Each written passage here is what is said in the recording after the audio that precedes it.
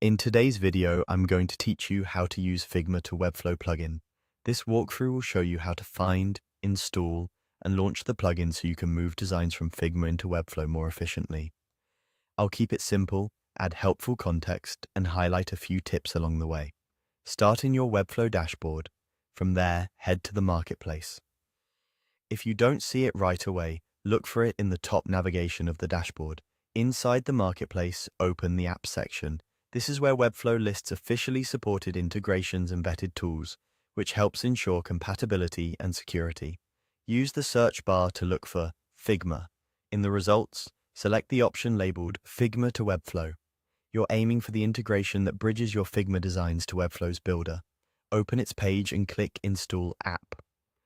Webflow may ask you to confirm which workspace you want to connect and to approve permissions.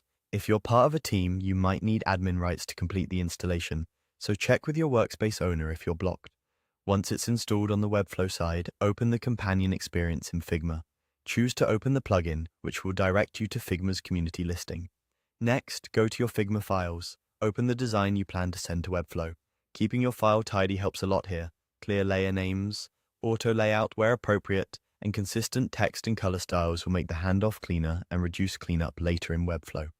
In Figma, open the Actions menu and choose Plugins and Widgets. In the search field, type Figma to Webflow. When the plugin appears, click it to select it, then click Run to launch it. The plugin will open in a panel, and from here you can work with your selected frames and components according to its options.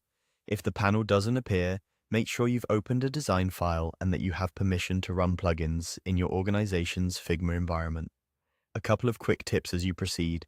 Use frames to define sections you intend to import, confirm images have proper fills and export settings, and ensure text uses. Figma text styles so it's easier to map in Webflow. If results look off, try simplifying nested groups or converting complex effects into simpler layers before running the plugin again. That's it.